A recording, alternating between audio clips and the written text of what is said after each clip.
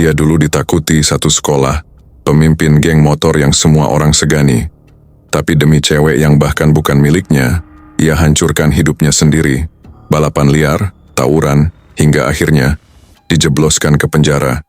Tapi siapa sangka, dari balik jeruji itulah ia menemukan arah hidupnya yang sesungguhnya. Inilah kisah nyata siswa SMA yang jatuh karena cinta terlarang dan bangkit sebagai cahaya bagi teman-temannya. Sebuah kisah tentang gengsi, pengkhianatan, dan harapan yang akan membuatmu berpikir ulang tentang arti sahabat, cinta, dan jalan hidup.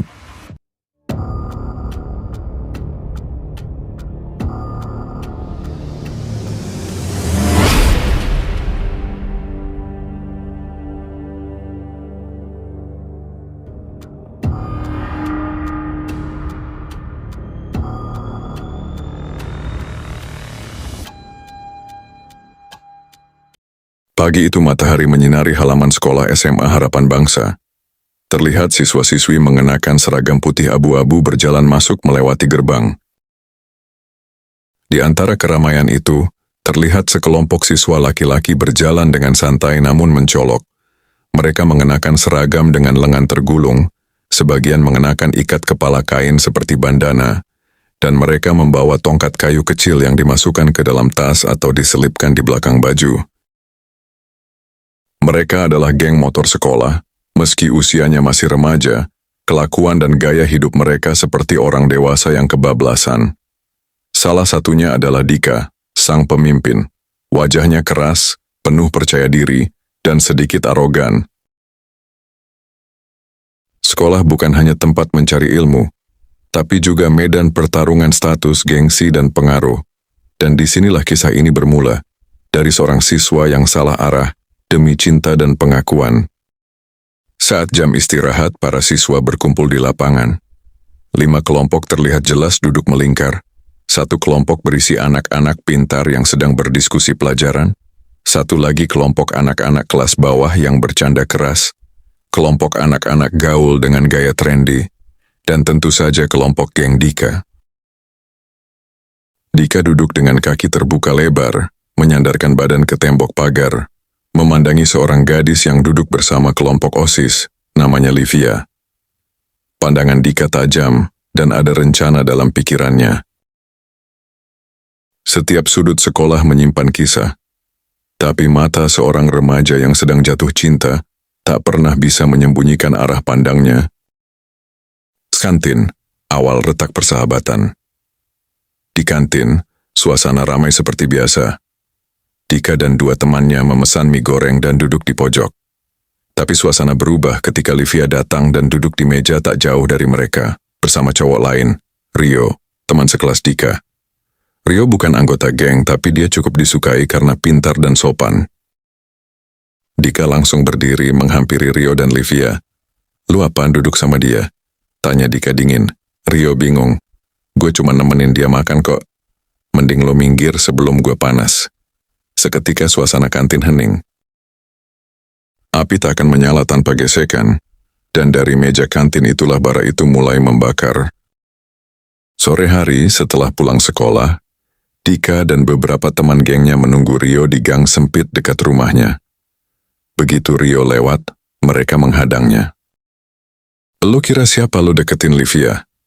bentak Dika sambil mendorong Rio. Rio mencoba tenang. "Gua nggak ada maksud apa-apa, bro." Tanpa banyak kata, salah satu teman Dika menarik kerah Rio, dan situasi memanas. Tapi warga datang, mereka buru-buru kabur. Ketika harga diri dipertaruhkan, akal sehat kadang ditinggalkan. Tapi setiap tindakan selalu punya bayangan panjang. Keesokan harinya, Dika dan Rio dipanggil ke ruang BK. Guru BK memandangi keduanya tajam. "Kalian pikir sekolah ini tempat berantem? Tempat geng motor cari pengaruh?" Dika hanya diam, sementara Rio mencoba menjelaskan. Setelah peringatan keras, mereka dikeluarkan dari beberapa kegiatan sekolah. Terkadang peringatan datang bukan untuk menghentikan, tapi hanya memperlambat kehancuran yang sudah di depan mata.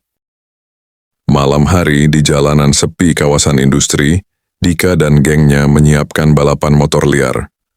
Di sisi lain, Rio datang tanpa rencana, hanya ingin mencegah Livia yang katanya akan hadir.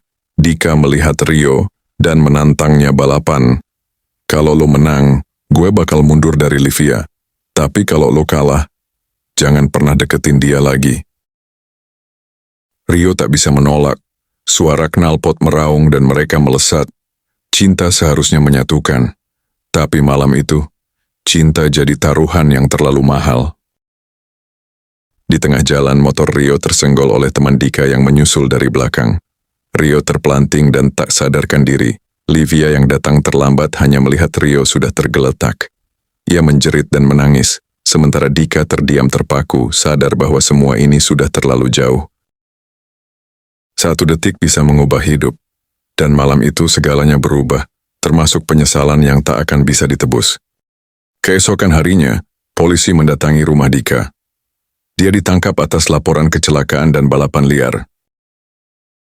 Di sel tahanan remaja, Dika duduk termenung, matanya kosong.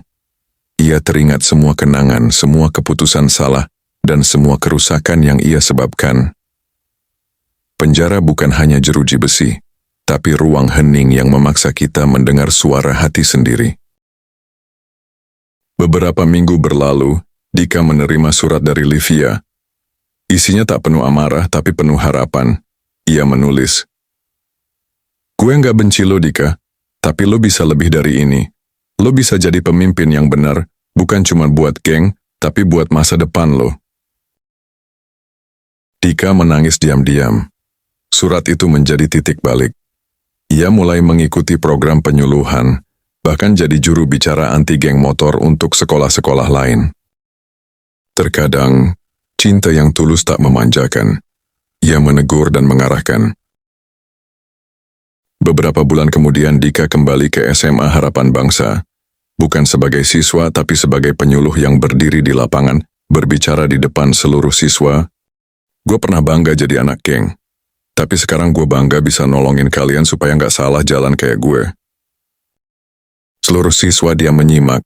Bahkan Rio yang sudah sembuh dan berdiri di sisi Livia ikut mengangguk. Setiap orang punya masa lalu. Tapi masa depan hanya dimiliki mereka yang berani berubah. Dan Dika telah memilih jalan yang berbeda. Dalam hidup ini setiap pilihan punya konsekuensi. Dika hanyalah salah satu contoh dari ribuan remaja yang salah arah, bukan karena bodoh, tapi karena ingin diakui, ingin dicintai, ingin dianggap hebat. Tapi pengakuan sejati bukan datang dari geng motor, tawuran, atau adu jagoan. Pengakuan datang dari siapa kita saat tidak ada yang menonton, dari keputusan kecil yang kita ambil setiap hari. Sayangnya Dika baru sadar ketika semuanya sudah terlambat. Cintanya hilang, sahabatnya pergi, masa depannya hancur. Jangan tunggu sampai hidup yang menghantam baru kita berubah.